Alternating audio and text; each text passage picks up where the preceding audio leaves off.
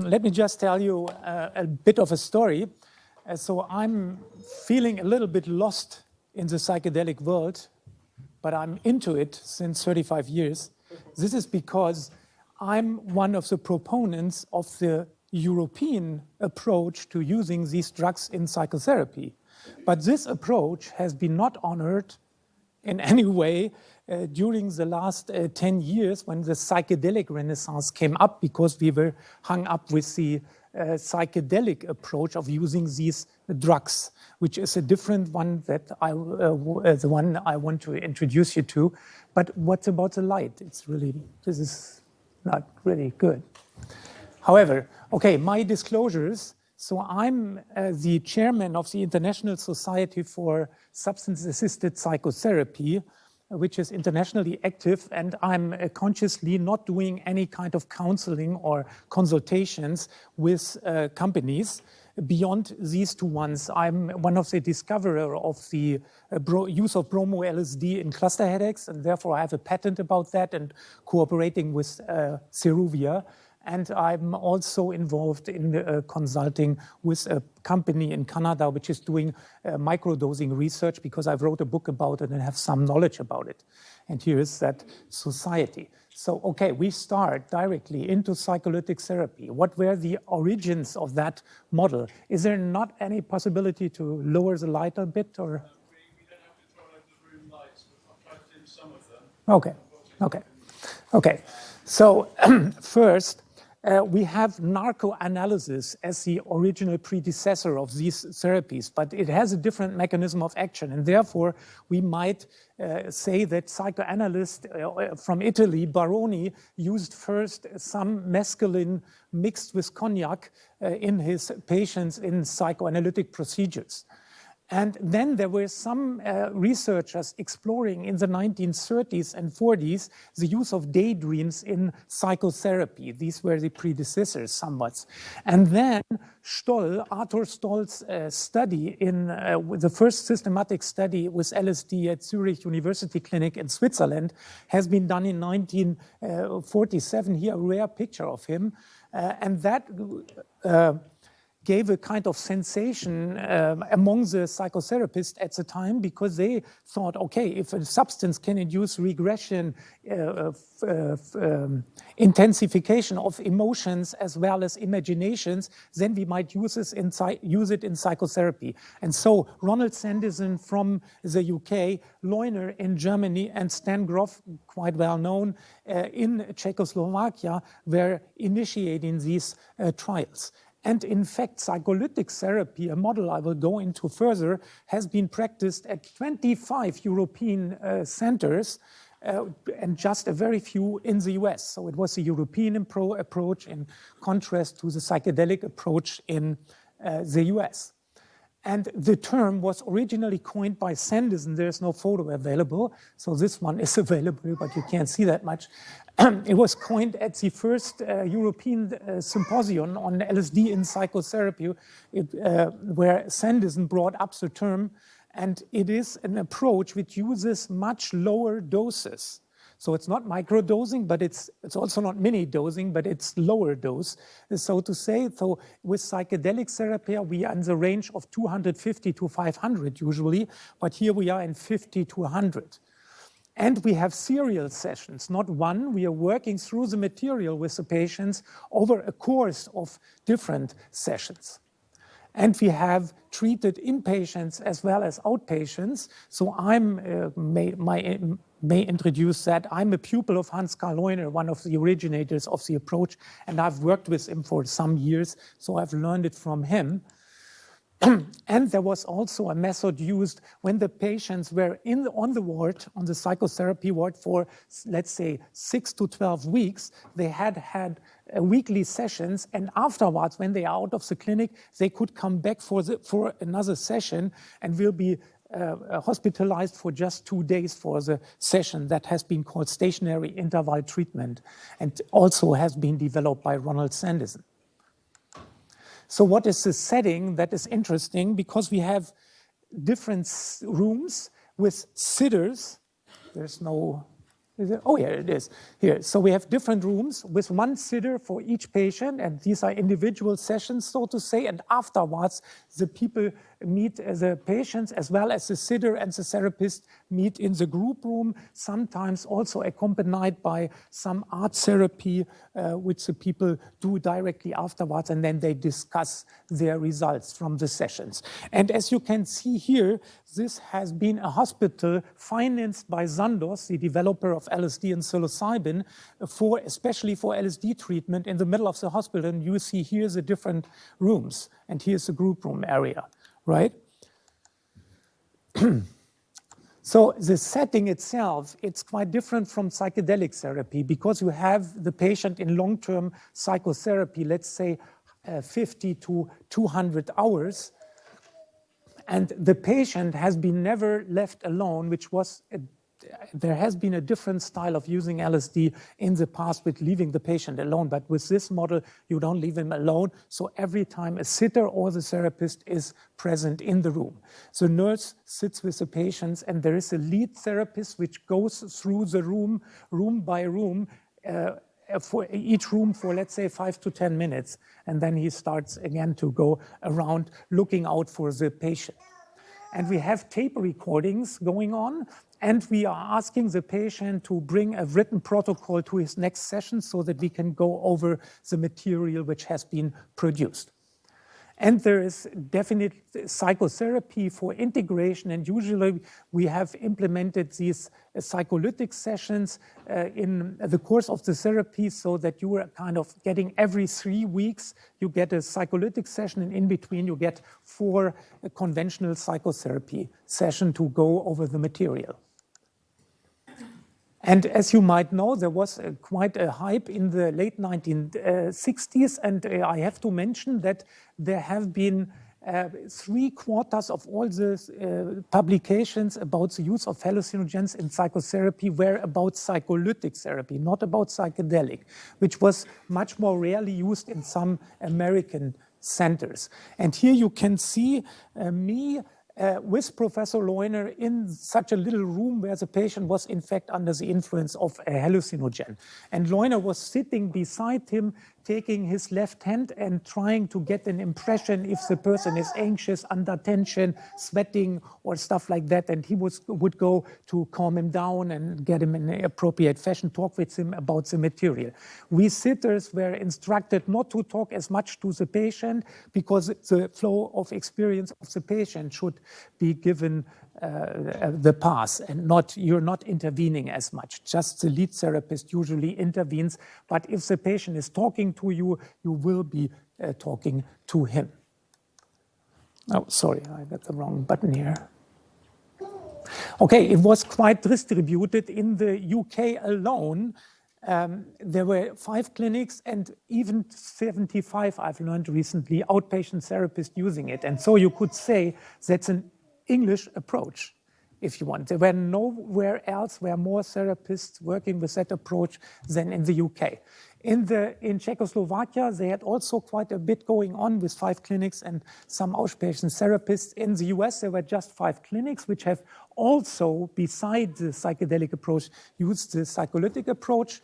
In Germany, we had 3 clinics and some outpatient therapists, but in the whole, it were 28 European centers. And I will also give you a little bit idea, because of the locality here, about what happened in England. And it was the pioneer Ronald Sanderson, already mentioned, Powys Hospital. And they had these protests going on quite a bit, even in the British Medical Journal. The therapists were protesting that Sandoz was retracting the LSD from the market because they had so many people under treatment, and it was not an ethically appropriate thing to take the therapy away from them. But, however, there was a complete interruption after 1968.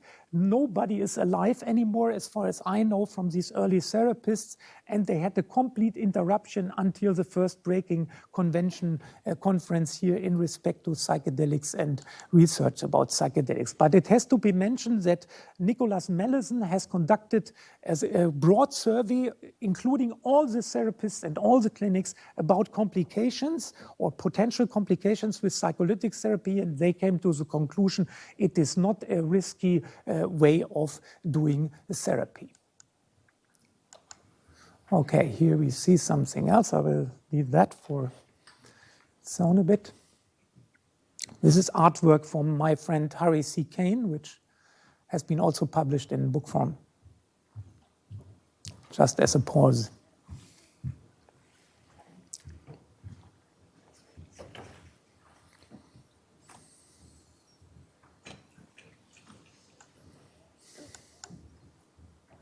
Yeah, because of time limits, I have just a chance to give you a slight idea about some mechanisms involved in psycholytic therapy, which are quite different from psychedelic therapy, as far as I can tell. Here, Leuner again, and he found that the hypnagogic syndrome, so the state of consciousness you might get when you are pre-sleep, you might go into pictures and fantasies and stuff like that. So he found that that is very parallel to low-dose LSD because it gives you a functional regression of your function, psychological and cognitive functioning.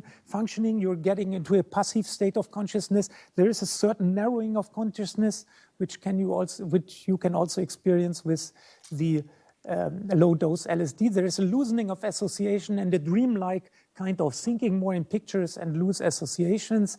There's also a decrease of outward perception and ego activity. All that can be found with the low-dose LSD approach too. And so we could say that there is already a certain matrix implemented in the brain already, which can be activated through these drugs. There's also projection of affective states and conflicts into the imagery which will go on then. And in respect to consciousness, I will give you just a little bit of an idea. Usually we say, okay, that might be the field of consciousness or the experiential field with the usual psychological state, and with the psychedelics, a lot of people talk about consciousness expansion. That might be true, so that we can integrate more facets of our inner life and experience more facets of our emotions, of our imaginations, of our fantasies, of our conflicts, and so on.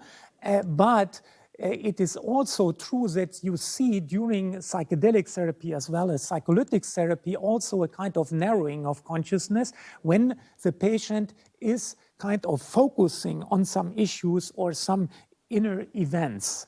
It's also important to realize that both of these things, an expansion as well as a narrowing of consciousness, might be useful in this psychotherapeutic method.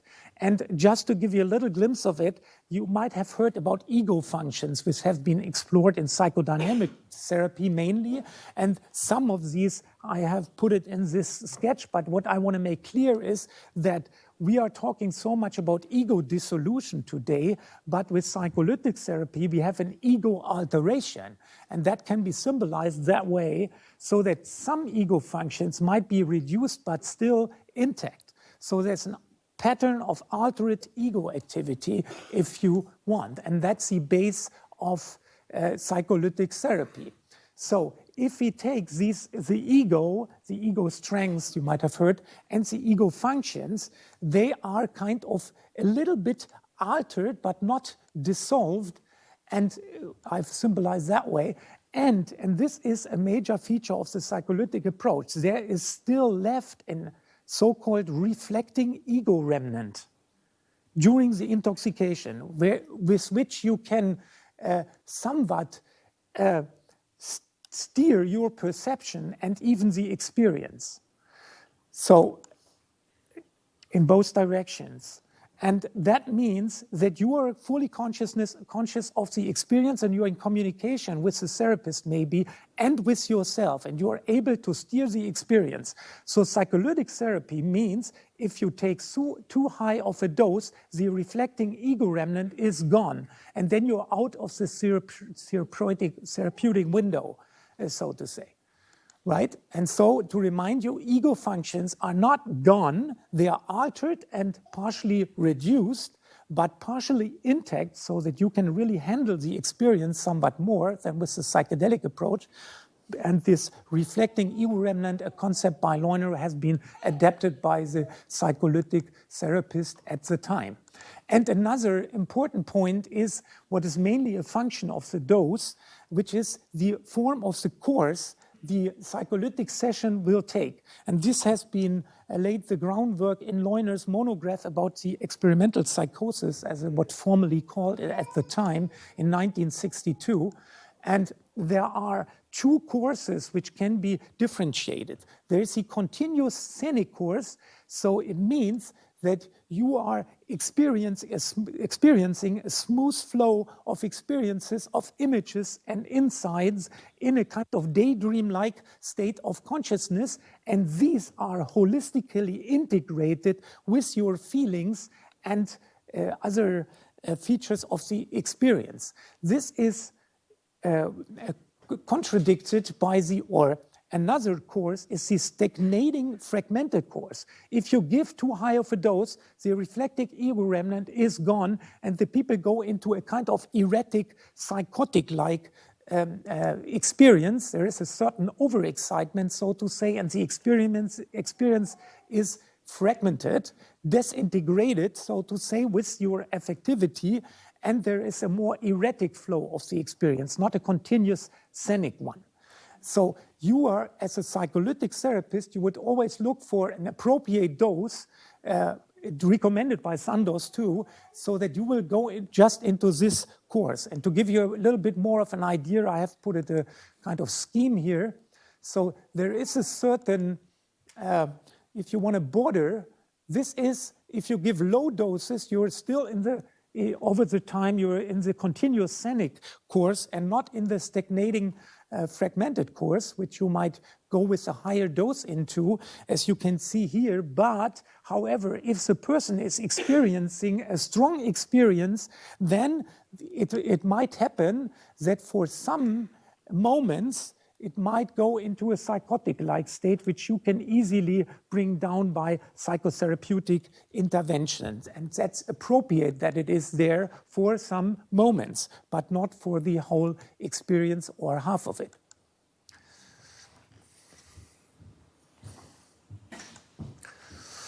Okay, what forms of experiences are typical for the psycholytic approach?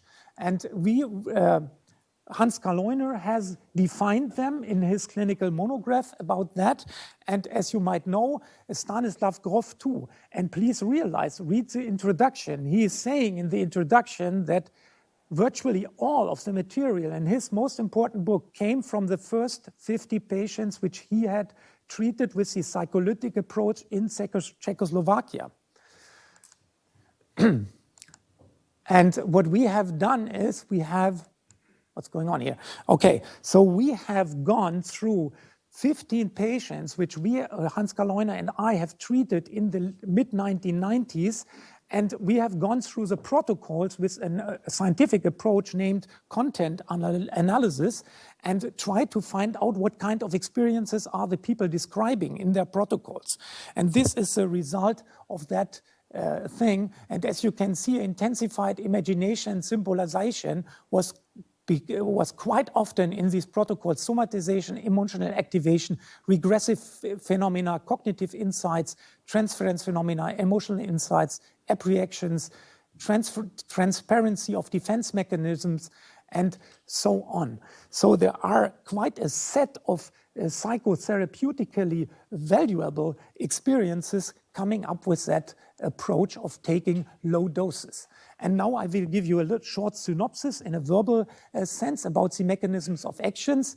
Affective complexes, which have been figured out by Carl Gustav Jung and Binswanger and other guys in the early years of psychoanalytic work, turn into visions, so they symbolize themselves in these imaginary states. There's also quite a bit of memorization, so that the people can get access to recollections of their past it seems specifically about traumatic events in the past which might have been loaded with more energies, so they tend to come up more intensely.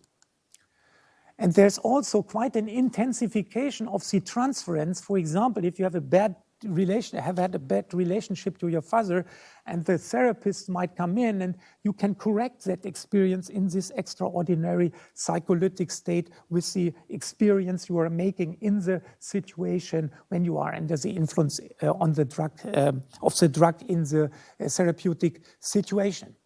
And as already said, a lot of people experience their own mechanism of defense during the psycholytic session. We had, for example, one patient who had psychogenic asthma attacks, and he could see when he came into his own inner core, so to say, in respect to memories and also pain, then the deeper he came, then that thing showed up, and at last he got a kind of asthma attack, and then he was able to put it back, and then he was going inside again, and if he touches something painful, the defense mechanism showed up, and he got a kind of asthma-like attack.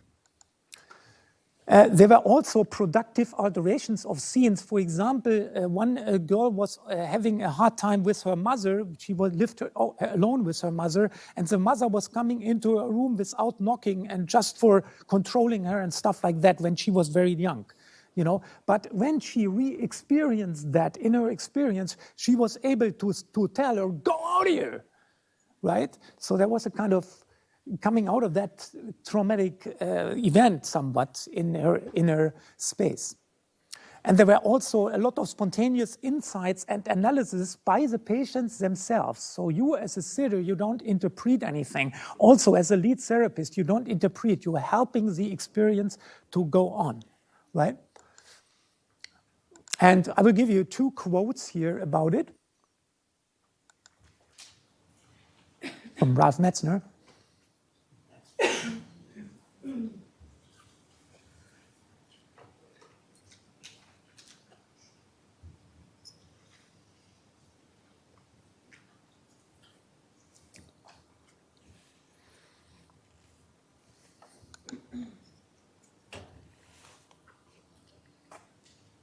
So that even proponents of the psychedelics approach somewhat give you these insights here they had. And indications in respect to psycholytic therapy, there has been not very much controlled research because it's also not easy if you're a patient for 2 years, not so easy in comparison to have them 4 weeks for 2 sessions or so. However, there were a lot of studies going on in the past, and as you can see here, these were the main diagnoses were depression, if you want, and also anxiety neurosis, character neurosis, today called, I found that term better, but personality disorders, sexual perversions, OCD. So you see, but the treatment success, if you know about psychotherapy research, it seems low. But the point was that these guys were not treating conventional psychotherapy patients. They were treating really therapy-resistant patients, which have gone through different psychotherapy processes without any success. They were really heavily ill. Not the treatment-resistant definition of today, like you got 2 worthless antidepressants and then you were called therapy-resistant. That was a different deal at the time, and therefore the results were found favorable at the time. Okay, there is today definitely a neglect of psycholytic therapy. I don't know why. Maybe it's not the quick fix. But later on, if we see that the results of the psychedelic approach, and we have already seen that with some studies, they are not really durable. So as Professor Gründer has said in Germany, who is in charge of the psychedelic depression trial in Germany in the last Arte interview, he said, we need more context, we need more sessions, and we need more psychotherapy. And that's the psycholytic approach. Okay, there are different mechanisms of action. I hope I made that clear a little bit. And there are alterations of ego functions, but not dissolving the ego. And there is the question of durability, which might be much better with such a more humble, long-term approach, which goes slower as the patients usually go. And yeah, it is worth mentioning that the conclusion of the Spring Grove group, including Bill Richards, Walter Pahnke, Stanislav Grof, they came to the conclusion, okay, we have to combine the approaches, give them 1-2 psychedelic sessions and maybe 10 psycholytic sessions. That might be the solution for the problem, which is not very much known, but all the trials which have used psychedelic therapy, all the controlled trials in the late 1960s and 1970s produced no significant result in favor of the psychedelic approach. And therefore, they were looking out for how we can make the treatment more effective. Yeah, okay, we are not going into that. I just want to make you aware of this publication, what recently came out, done by Jeff Guss, another proponent of psychedelic therapy in the US, and Rainer Krienmann, a person who is doing psycholytic therapy in a Swiss hospital. So this is freely available on the internet. If you write down the title, you will find it. And I think that was my lecture. Thanks for your attention.